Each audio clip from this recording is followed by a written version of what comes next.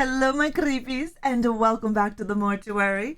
Today, I am super excited because today I am announcing to you guys we have a brand new video series coming that will be dropping every Tuesday.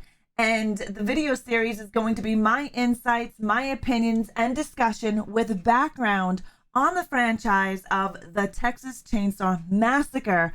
But before we get into that, let me introduce myself to those of you who are just stumbling in here. I am Reanimate Her, the queen of scream and goddess of gore to some. In this very first video here, we'll be deep diving into the Texas Chainsaw Massacre film from 1974, directed by Tobe Hooper. I will be discussing every week a new video on the franchise. So next Tuesday, we'll be dropping part 2, one of my favorites in the chapter, in the whole franchise. And we'll be deep diving into it. There will be discussions on me, and I would love to hear your input and opinions on the franchise as well down below in the comments. So if you're not already subscribed to this channel, make sure you are. Also, you see that little notification bell down there? Turn that on. That will let you know when I go live and when I upload a new video, and you're not going to want to miss this whole new web series. I'm super stoked. I can't wait to give you guys my opinion, my discussion, and background on the franchise. So make sure you're doing that. But anyways, let's dive into Texas Chainsaw Massacre from 1974. But before, make sure, I want to know your opinion. Which villain did you like the most? We have numerous ones. Also, which character in the film did you dislike the most? I'll tell you mine later on in the video, but I can guarantee most of you are going to be the same for me and my answer for the disliked character. But let's dive into the Texas Chainsaw Massacre.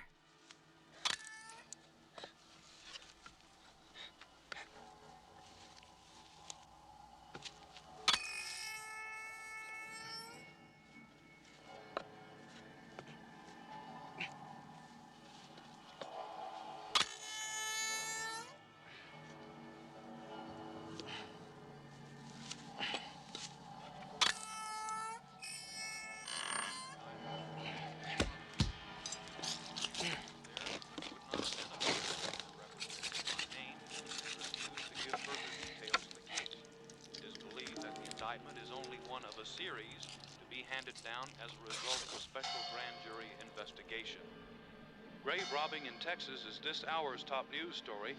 An informant led officers of the Muerto County Sheriff's Department to a cemetery just outside the small rural Texas community of Newt early this morning.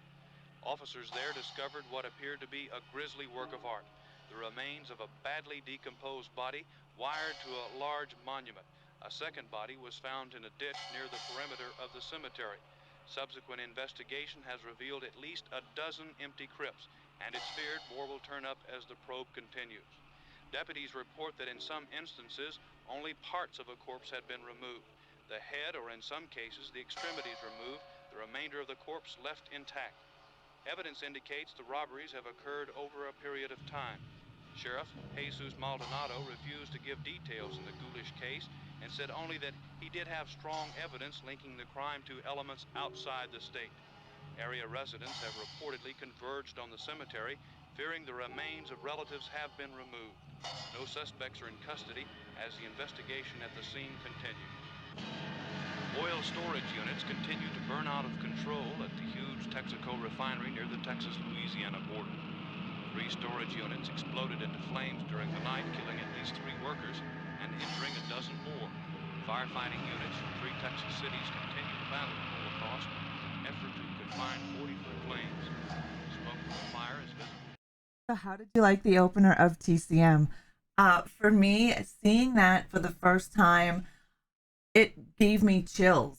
Like, just hearing the sounds, that the atmospheric music and the flashing of the camera, and out of the dark you see these figures of what looks like decomposed body parts. That completely set the film up for me. Like, I still get goosebumps when I watch it. How about you guys? Now, we know Tobe Hooper directed the original slasher classic, which many consider this film as the grandfather of the slasher genre, which helped reinforce the many traits of many slasher film tropes. An example of that would be the final girl. Power tools used as a weapon and the great hulking masked killer looming around every corner, committing violent murders on the people around them. This slasher classic has inspired many other famous directors to film horror. I personally agree that this is the granddaddy of slashers. Change my mind. Go for it.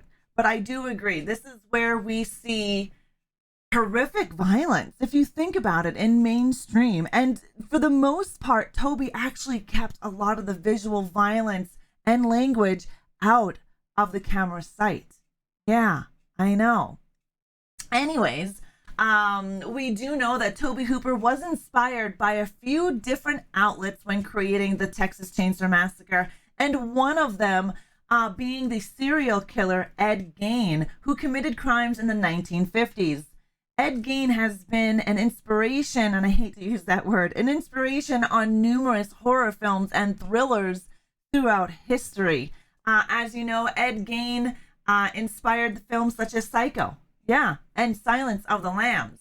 But we're going to discuss that on another video. But yeah, he had lamp skins, lampshades made out of skin, a human suit. Crazy story of Ed Gein. But that's neither here nor there. If you have not seen the Texas Chainsaw Massacre, for whatever reason, let me quickly dive into what the plot is about, and then I'm going to give you some of my own insight. Let's get to it. 5 friends head out to rural Texas to visit the grave of a grandfather. On the way, they stumbled across what appears to be a deserted house, only to discover something sinister within, something armed with a chainsaw.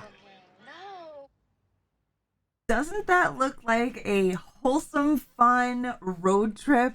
Yeah, it definitely does. You can see in 1973, that is when the film is supposed to take place, that they're just a group of kids. I don't want to use the word kids, but a group of young adults having a time of their life on a road trip, enjoying what life has to offer, and going to visit a gravesite. Now, when I first seen the Texas Chainsaw Massacre, it literally knocked me for a loop. Like, I could not believe what I was watching. This was the first time I seen something so raw and so violent without actually seeing the violence at a young age. Yeah, I have seen Friday the 13th before the Texas Chainsaw Massacre, but Friday the 13th carnage does not compare to the carnage of the Texas Chainsaw Massacre and the fear that Texas Chainsaw Massacre brought to me as a young person. This was the very first film that I seen that brought in cannibals, that brought in a family of cannibals. And the screams and the rawness of this film, it burnt its image in my brain. And I will never forget the feelings that I had when I first seen the film. It gave me goosebumps. The opening scene started it off, and then on top, you know what? I felt safe in the beginning of the movie before the hitchhiker. The opening scene, the kids are having fun, they're laughing, they're joking, they're in love. It's just carefree, and it gave me a sense false of security, even though I knew something was looming in the shadows, but I just didn't know what. Now, mind you, I wasn't even born when TCM came out. And so it wasn't even in the theater. So I rented it at a local VHS shop. And oh my God, it blew my mind. I watched and rewatched the Texas Chainsaw Massacre numerous times, over and over and over. And each time I watched it, I learned something new about the family dynamic, the film itself, the way it was shot, the sheer fear that Leatherface brought to the table was something I have never seen before. And just the size of him, the friggin' sledgehammer, the mallet that he uses, blew me away. Like, who thought of this? Like, how does this come from your psyche? I mean, I understand that he was inspired by Ed Gein, but at the time, I did not know this. At the time, we did not have the internet where we could just quickly go and research a film. So when I seen this, I was blown away. And, you know, I was hoping that when I showed these films to my spawns when they were old enough, that they would have the same effect on them. And it did. A little differently from each of them than myself, but it still had an effect on them. But let's dive into the Sawyer family and how I felt about their dynamic. The Sawyer family blew me away, like totally blew me away. When I first seen it, I was like, who are these crazy motherfuckers? I love them. And then as I kept watching and rewatching, I can't even tell you how long I kept that VHS for. I just kept re-renting it out. I watched it some days back to back. The family dynamic was insane. I know they were crazy cannibals, but they were family, and no one messed with family. You could see the love and for one another, the protection of the family. Yeah, there was some bullying up in that, but tell me what family doesn't have any sort of bullying or some crazy dynamic? In my opinion and theory on the family, the killings that they did out of necessity. They did it because they had to. We know that the slaughterhouse was where the family worked. And for the most part, the majority of the family, Grandpa Sawyer, he worked there as a butcher, a slaughterer. We know the rest of the family has done as well. And in the small rural town of Texas, you don't have a whole lot of work, especially back in 1973, right? So when the slaughterhouse closed down, which we see that the slaughterhouse has closed down, what does the Sawyer family do? What do? You have Grandpa, who obviously, when we see him, he looks like he's dead. He's just sitting there in a wheelchair and they're just rolling him around to have a good time. You see the hitchhiker, which we know is Nubbin Sawyer. And he obviously wouldn't be able to hold a job. Like, you can just tell by his demeanor that his mental state wasn't healthy. And then you have Drayton Sawyer. Do I need to say more about Drayton? And then you have Leatherface, Bubba, Jedediah. He obviously was a pariah. And the whole family was a pariah. You can see that. You can see that the family was outcasted. So even if they were all mentally sane and upstanding citizens, that their reputation just for having a son who was not up to society standards in 1973, especially a son who had to have his face covered, which most people don't understand. So I can kind of understand why they did their killings, even though it was not it's not right. It's not right to do, but I can definitely understand where the family is coming from. And the humans that they did murder, they utilized every piece of the body. Just like when you would hunt an animal, you use every piece of that body. They use the skin, the meat for sustenance. They use the bones for creating chairs and wind chimes and all sorts of crazy decor to furnish their home. But you can also see that the family dynamic of love is there. You can see how much they care for one another and how important it was to protect one another. Even though they were a highly dysfunctional family. I don't know how you guys feel about that. I'd love to know. If you want to start a discussion, please comment. I'd love to hear you guys' insight on the family. But they had a very strong family dynamic, even though it was super dysfunctional. But okay, enough of my theories and sappy crap. Let's get to some of the good stuff. We know that the camera styles of Texas Chainsaw Massacre were purposely done so you could recreate the monstrosities of violence with your own imagination. Yeah, that was brilliant. That was an amazing thing on the part of Tobe. The fears that your brain thinks of is amazing, and no one, no director, no makeup artist, nobody will be able to create the visions that you've seen in your head. I mean, seriously, could you remember back to the time when you seen this and you all the off-screen kills, but you heard the scream and the chainsaw and you knew what was kind of coming? Do you remember some of the thoughts and images that you had in your own brain? Yeah. Definitely. My love for Texas Chainsaw Massacre is deep. So let's get into and dive on into the family members. Okay, so before we get in, I'm sorry, no more interruptions after this one.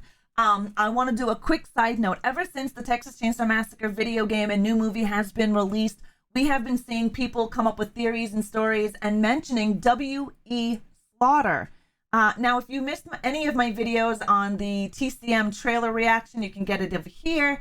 And if you've missed my information and updates on the Texas Chainsaw Massacre video game by Gun Media and Sumo Nottingham, you can catch that here as well. But let's dive back in. So W.E. Slaughter. We know of W.E. Slaughter, who comes in Texas Chainsaw Massacre 3.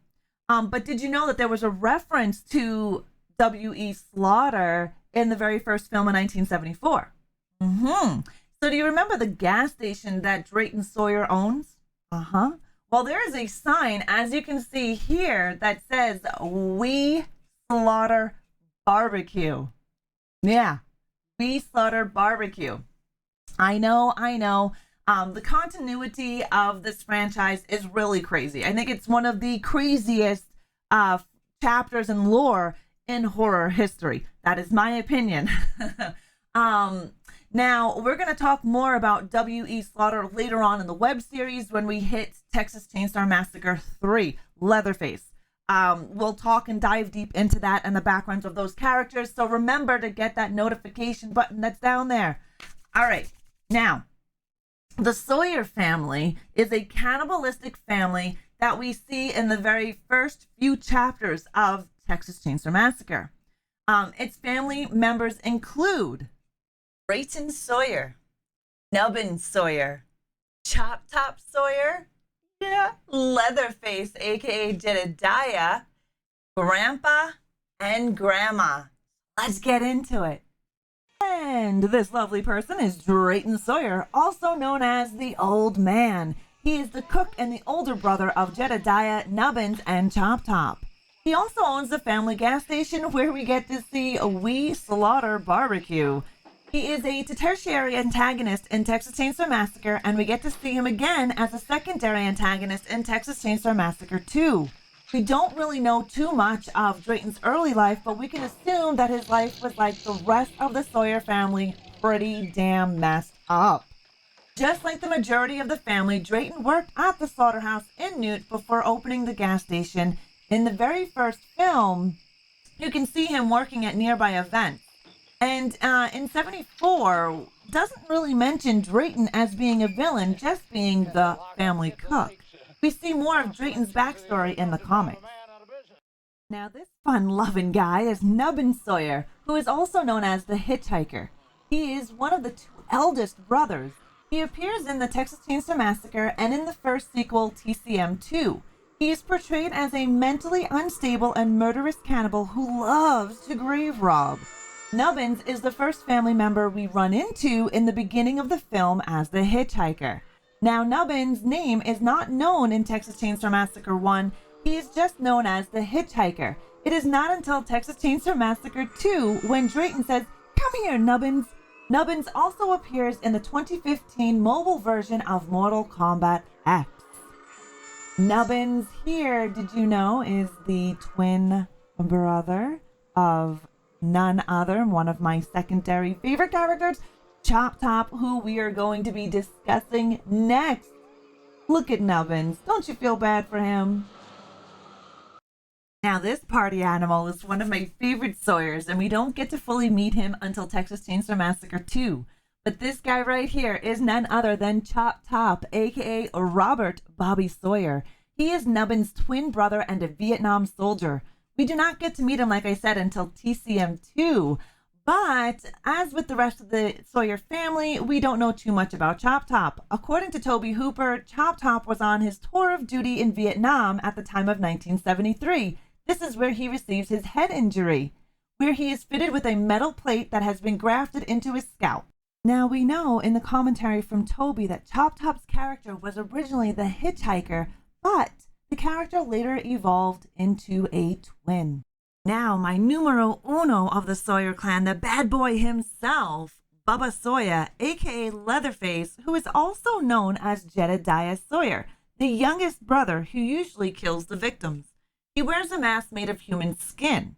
We see Bubba throughout the Texas Chainsaw Massacre franchise, and his story gets changed in TCM's The Next Generation. He wears a mask made from people's skin, which he uses to express his personalities. It is also noted that the director, Tobe Hooper, has stated that Leatherface kills out of fear, not malice. Although he is the most reoccurring villain, he still takes orders from his older family members. I really love Bubba. He is misunderstood. Even though he is a huge man, he is a misunderstood little boy. You can see that he is misunderstood and bullied into doing horrible things by his family members. Now we are on to the two eldest family members in the Sawyer clan. We have Grandpa Sawyer. He is an old and frail father of Drayton and grandfather to Nubbin, Chop Top, and Leatherface. Yes, we get to meet Grandpa for the very first time when he appears in the film as a corpse in a wheelchair. Yeah, as a corpse in a wheelchair. But we then see him come to life when Sally's finger is cut. You can actually see Grandpa licking and sucking her finger. Blah.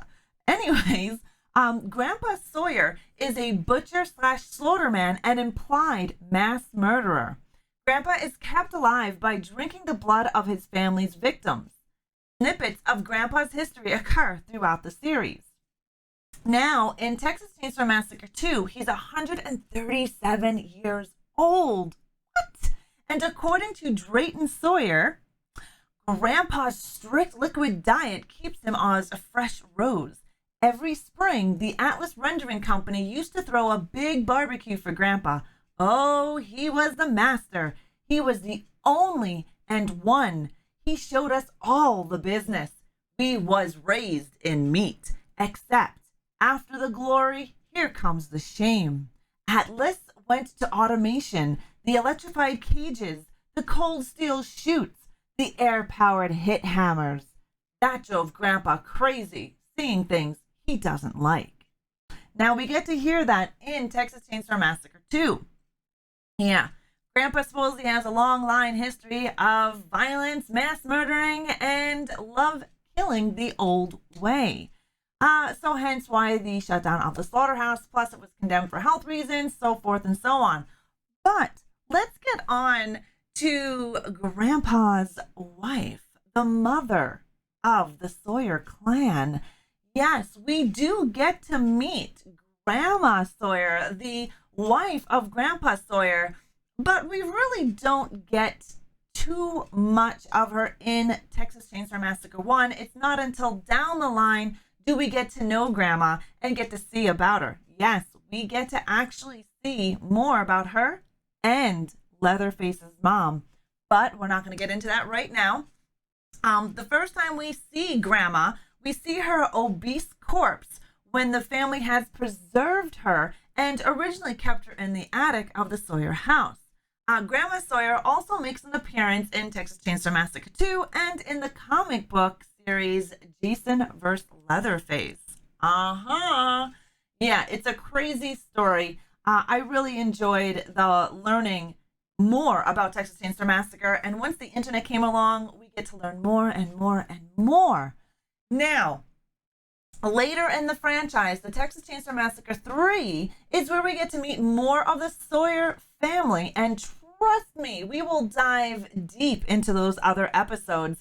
So if you enjoyed this episode, make sure you turn on the notifications by slashing that little bell icon. Make sure you're subscribed, because there's going to be a wild ride of information for you, especially if you like the Texas Chainsaw Massacre franchise.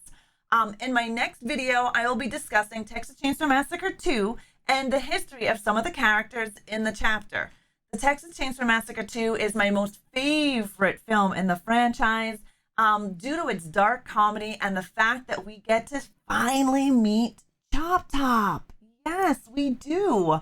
Now, I know in the beginning of this, I asked you who was your favorite villain and who was your most disliked character in the film, the first film.